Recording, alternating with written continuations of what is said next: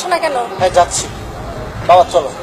দাদু আমাকে বলেন দাদু, আমি কার সাথে খেলবো? বাবা রে, তুই আমার দাদুর কাছ থেকে দূরে সরাইস না। দেখ, তুই যা করবি আমি সব শুনবো, আমি তোর সব পার করে দিব। তুই তো আমার দাদুর কাছ থেকে আমার সরাই নিস না। বৌমা, তোমার দুইটা হাতে ধরি আমি, তুমি আমার দাদুর কাছ থেকে সরাই নিও না। তোমার সব কাম করে দিব আমি, তবু তুমি আমার দাদুর কাছ থেকে দূরে সরাই দিও না। এসব মায়ের কান্না দেখায় কোনো লাভ হবে না, জানেন?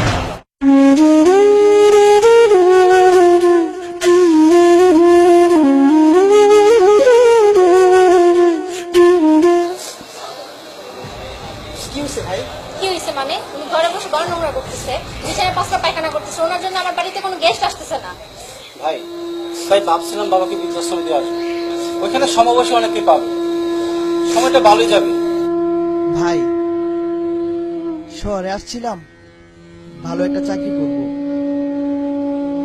কিন্তু যখন তখন মা বাবার মুখটা দেখতে পারতেছি না, তাই চাকরি ছাইরা গ্রামে চলে যাচ্ছি।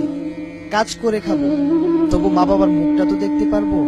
আর আপনারা সেই বাবাকে বৃদ্ধাশ্রমে পাঠাতে যাচ্ছেন।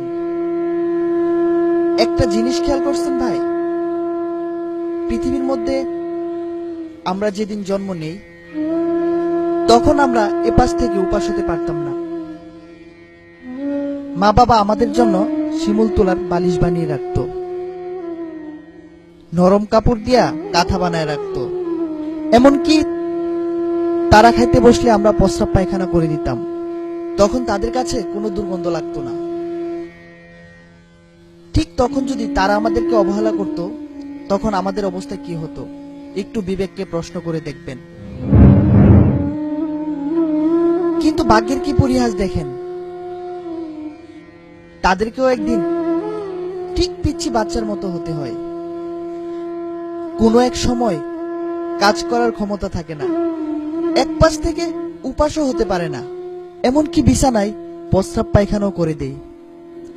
কিন্তু ঠিক সে সময় আমরা তাদেরকে অবহেলা করি, বৃদ্ধাশ্রমে পাঠানোর ব্যবস্থা করি। এই যে মাসুম বাচ্চাটা, তার চোখের সামনে আপনি আপনার বাবাকে বৃদ্ধাশ্রমে নিয়ে যাচ্ছেন, সে হয়তো ভাবতেছে এটাই পৃথিবীর নিয়ম। ঠিক যখন আপনি বৃদ্ধ হবেন, আপনাদেরকেও বৃদ্ধাশ্রমে নিয়ে যাবে। তখন আপনাদের কাছে কেমন লাগবে? আপনাদের বিবেককে প্রশ্ন করেন। আমি মনে হয় আপনাদের অনেক মূল্যবান সময়টুকু নষ্ট করলাম, আমি এবার আসি। ভাই দাঁড়ান, বাবা তুমি আমাকে মাফ করে দাও বাবা, অনেক বড় একটা ভুল করতে চাচ্ছিলাম বাবা, আমি তো তোমার ছেলে বাবা, তুমি আমাকে মাফ করে দাও বাবা, ওকে মাফ করে দাও।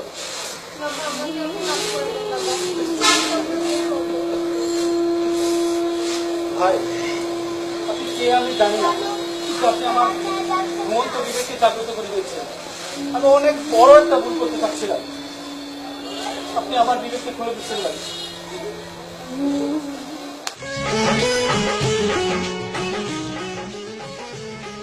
আপনি কোথায় যাচ্ছেন? না রে দাদু না, আমি আর তোকে ছাড়া কোথাও যাবো না, তোর ছাড়া বের কোথাও যাবো না রে দাদু, তোর ছাড়া বের কোথাও যাবো না।